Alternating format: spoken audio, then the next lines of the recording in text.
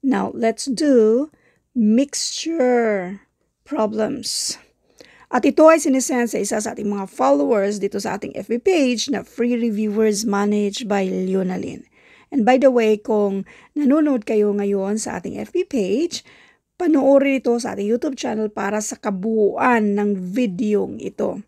Kasi sa ating FB page, isa lang yung sagutan natin. So, panoorin ito sa ating YouTube channel na Solving Math with Leonalyn. Now, let's do number 1.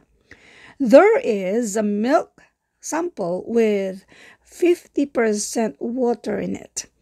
If 1/3 of the milk is added to equal amount of pure milk, then water in the new mixture will fall down to... So, ito na yung mga bagong mixture. Unang-una, let's identify the given. Ano ba yung mga given dito? Itong 50% water in it, therefore, yung water daw ay 50%, ibig sabihin, yung another 50%, yun yung milk.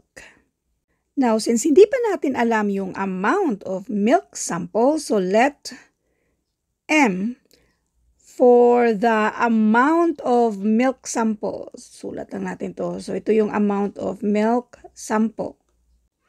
1/3 of milk. So, therefore, 1/3 of itong milk sample, meaning M/3.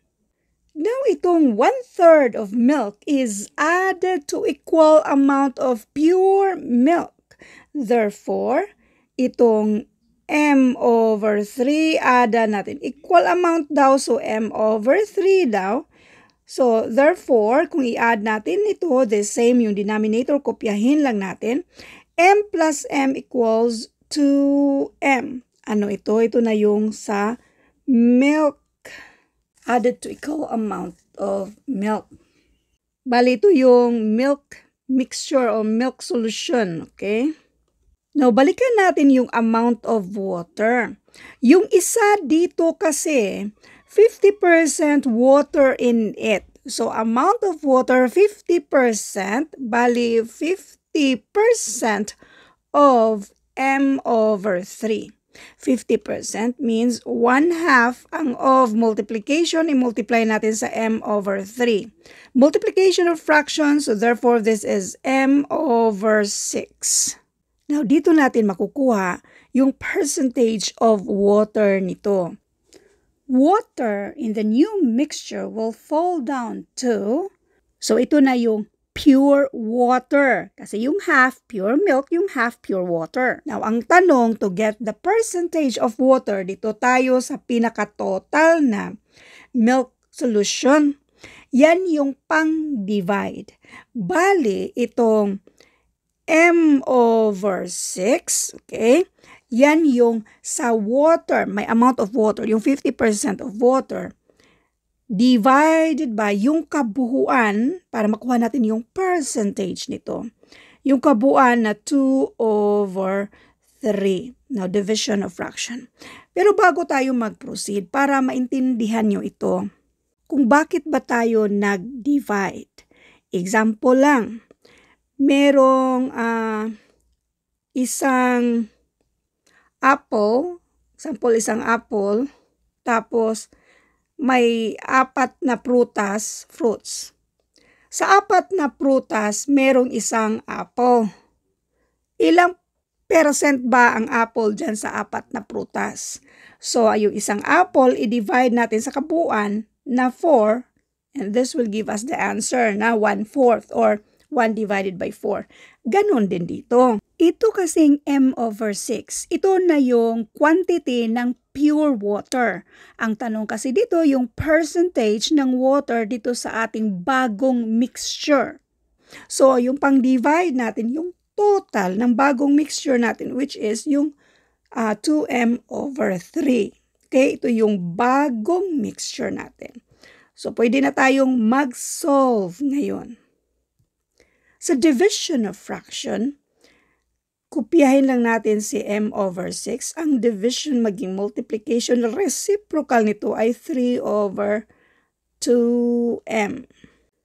So, itong M sa taas, M sa baba, i-cancel na natin yan.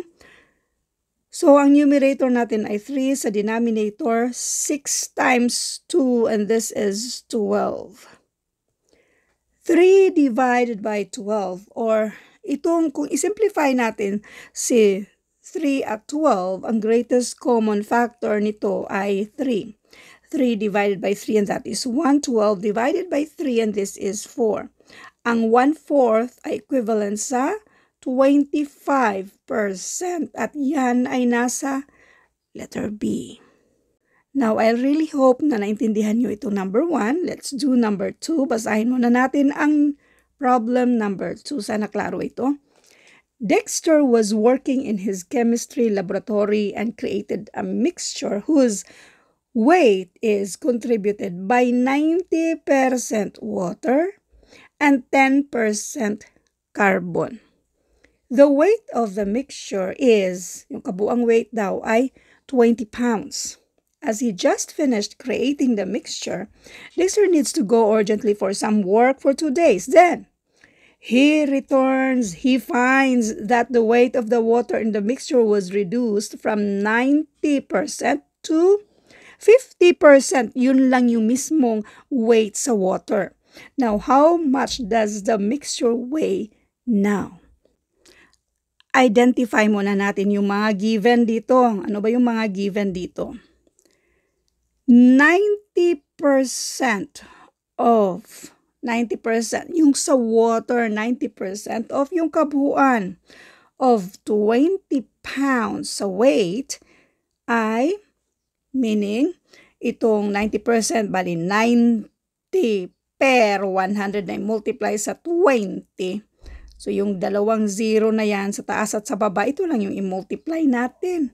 In other words ba, kung mag-multiply tayo 90 times 20, cancel mo lang yan siya. Ito lang ang i-multiply mo. Okay, mayroon tayong video na nito kung paano yung mga shortcut ba, kung meron na tayong mga dalawang zeros, mga whole numbers, at may percent sign. So anyway, 90% of 20 ay 18. So this is 18 pounds of water. Now, 10% of 20 pounds ay 2 pounds of carbon. Now, asa na yung the weight of the mixture? Asa na yun? When he returns, he finds that the weight of the water in the mixture was reduced from 90% to 50%. So therefore, kung si water daw, okay, kasi itong 90% ay 90% yung mismong water, since 90% yung water, syempre yung natitira yun yung 10%. Ngayon si water nagiging 50% na siya sa mismong mixture. Walang naiba. Yung water lang, kumpara mismo sa isa na carbon, 50% na lang si water. So yung 50% na yan ay water. Therefore, ano yung isa? Kung 50% si water, 50% din yung mismong carbon. Tandaan, hindi nag-reduce ang carbon. Ganon pa rin siya. Nasa given, yung unang given, yung 10% of 20 pounds, ang carbon ay 2 pounds or 2 pounds of carbon. Hindi nag-reduce si carbon. Pero kung ilang timbang si carbon, which is yung 2 pounds, ganon pa rin siya, 2 pounds si carbon. Pero kapag sinabi natin yung water ay nagiging 50% na lang siya sa mixture, ibig sabihin yan, yung carbon pala na 2 pounds, siya na lang yung equivalent sa 50%. Kasi dapat 50% sila, pareho silang 50%. So since pareho silang 50%, therefore, ang timbang nitong si water ay 2 pounds. So kung i-total natin to, kasi ang tanong naman ay yung mismong total, Yung how much does the mixture weigh now? 2 plus 2, and this is 4 pounds. In other words, 2 times 2 equals 4 pounds. Ang new mixture kasi dito ay 1:1 na. Kasi nga, si water ay nagiging 50% na siya sa kabuuan, which is wala namang nabawas sa 2 pounds natin na carbon. So, bali 1:1. Therefore, ang weight now or yung new mixture ay 2 pounds plus 2 pounds, which is equal to 4. Thank you for watching and all. I hope na meron kayong natutunan sa videong ito. Thank you and God bless.